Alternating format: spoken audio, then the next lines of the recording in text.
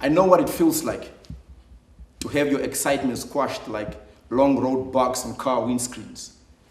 The feeling is as annoying as the unbearable noise of dead music from broken guitar chip strings, and maybe it's true. I overreacted. Too emotional, they said, but allow me to speak, please, for I can no longer live in the facade of pretense like angry in-law greetings now. For the most part, I've had to internalize my emotions because it would be a sissy move, I was told, to get all up in my feelings. But the truth is, I do feel sensitive on the edges like a chipped tooth, and so to chew on this truth, I will need feelings. Look, I no longer have the appetite of being a part of a group of grazing goats. Word of caution, Mr. Pretender, I am coming for you, and you are not safe, even in the midst of a group of praying popes. And I know what it feels like to not be yourself, even in the presence of God. And so for the lack of words, you just pray in quotes, making John Piper references, feeding off the revelations of the Ravi Zacharias and the Miles Monroes, but I'm too specific. My mind's prolific. Take a tour in my unstable train of thoughts, and I guarantee you it would be horrific. Now, truthfully speaking, I've been hurting for some time now. And to be honest, I just want a time out. It appears as though you are loved until you take your own route, but I swear on my father's grave to never not be myself again until I bleed my blood out. You see, frustration can make a man write overhead type of lines that would have you questioning what I'm about. And I have for so long denied myself the courtesy of pain. Look at the fruits I'm reaping now. My uncle told me to never judge a man until I walk in his shoes, but what about a poor man without a pair, Unc? Where's the shoes you speaking about? Yet how dare I speak to you about frustration if I've been the one playing hypocritical roles? I've been offbeat like that one guy that never pitches for band practice, so he keeps missing critical notes. My aunt, on her 4th beer bottle, aunt once told me, one of the greatest mysteries of life is to love someone that might never be able to love you back. Like the extending out of arms towards a relative that's bedridden because of spinal meningitis, and they might never be able to hug you back.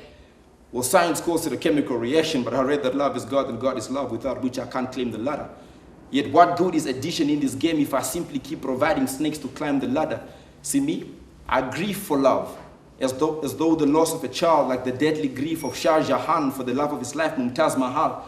The kind of love that builds historical monuments as a resting place, what we now know as the Taj Mahal in Womplek, blew my heart, Madimaniru Ekprat, this was Aferhal. And do you know what it feels like to be told that you'll be fine, knowing full well that you won't be? It's like when parents spank their kids and tell them it hurts them more than it does them, apparently. And for so long, I've been hanging on the tree of expectations like antique portraits. And even when I stand still in my pain, they can't seem to frame my poor traits. See, I was a troublesome child in school, as you can imagine, especially in the history class, because, I just couldn't agree with the concept of forefathers.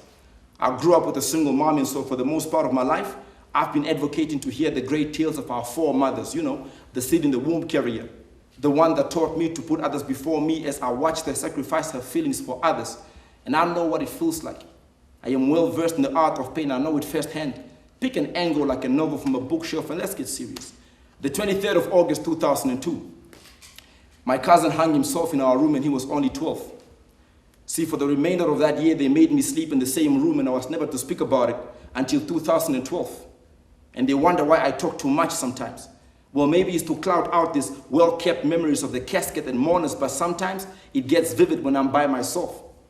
But I'm in distress like a damsel. I am trapped in a castle, Rapunzel, I cancel counsel. I'm an expert in counseling, concealing sessions. I don't know much, but I know enough to know that I don't know much of what I think I know. And skin-deep emotions are deep enough until that emotion comes up to crush your soul. So for a brief moment in my life, I had these melancholy moments, breaking down into tears in my car. What for, I'm not sure. Maybe it's the weight of responsibility that was passed on to me, like the weight that was passed on with the mantle that was given to Joshua. But for what's worth, I'm honestly done measuring myself against the world standard. And right now, I'm just trying to overdose on God's cure. That's the end of that one.